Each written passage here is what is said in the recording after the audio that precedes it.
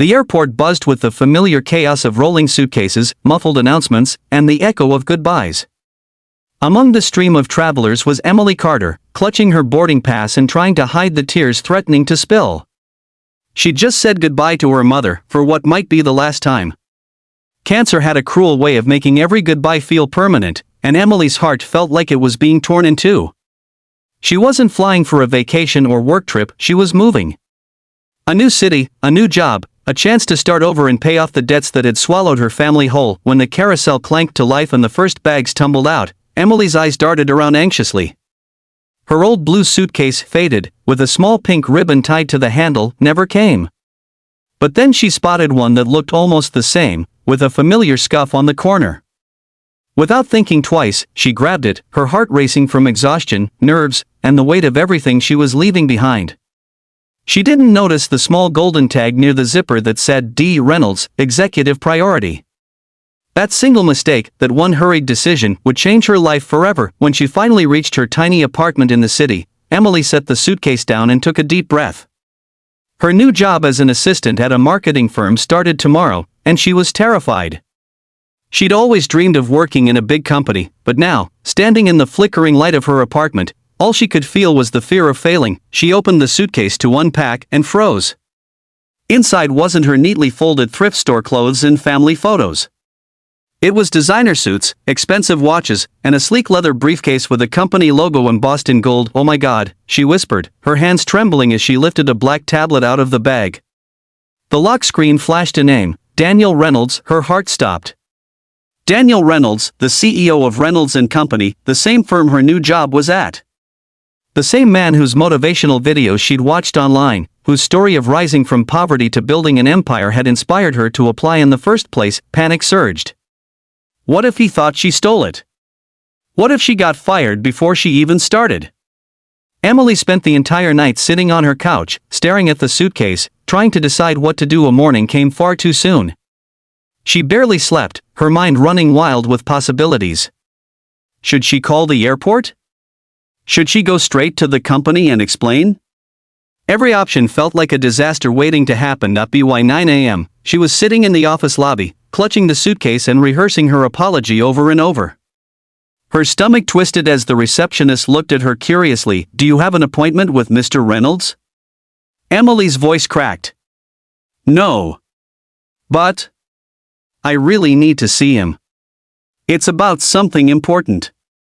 Minutes later, Daniel Reynolds himself walked out of the elevator, tall, poised, but with dark circles under his eyes. He looked exhausted, distant. He barely glanced at her before saying, "If this is another complaint or pitch, please go through the proper channels." Emily's voice shook. I think I took your luggage at the airport." That made him stop. He turned, his expression hard to read. "You, what?" She pushed the suitcase forward like it was evidence in a trial. "It was an accident. I was tired, I wasn't thinking." "I didn't mean to." To her surprise, Daniel didn't yell. He just stared at her for a long moment, then sighed deeply. "You have no idea how much trouble that caused. There were important contracts in that case. My assistant spent all night at the airport trying to track it down." Emily's cheeks burned with shame. "I'm so sorry. I didn't mean to cause," but before she could finish, Daniel's expression softened slightly. He noticed her trembling hands, the dark circles under her eyes, the faded jacket she wore like armor. "You look like you haven't slept either," he said quietly. "I haven't," she admitted. "I was scared. I start working here today, actually. I thought I'd be fired before I even began." Something flickered in his gaze, surprise, maybe even guilt. "You work here? Or?" "I will," she said. "If you'll still let me." For a long moment, neither spoke. Then Daniel gave a faint smile, the kind that hides more pain than warmth. "Come to my office. Let's talk." Hours later, Emily sat across from him as sunlight streamed through the floor-to-ceiling windows. Daniel wasn't what she expected. Beneath the polished exterior was a man clearly weighed down by something. When she mentioned how much his success story had inspired her, his face shifted, as if she'd hit a nerve. "Success isn't always what it looks like," he said quietly. Sometimes it's just survival in a nicer suit. Emily hesitated. You mean, you're not happy? He gave a humorless laugh. I lost my wife last year. I've been running from everything ever since. That trip to New York, it wasn't for business. It was supposed to be a break. But I didn't even know how to stop working long enough to breathe. Emily felt her chest tighten. I'm sorry. I didn't know. No one does, he murmured. People see a CEO. They don't see the man behind it. For the first time in months, Daniel felt something shift, a sense of connection, an echo of understanding.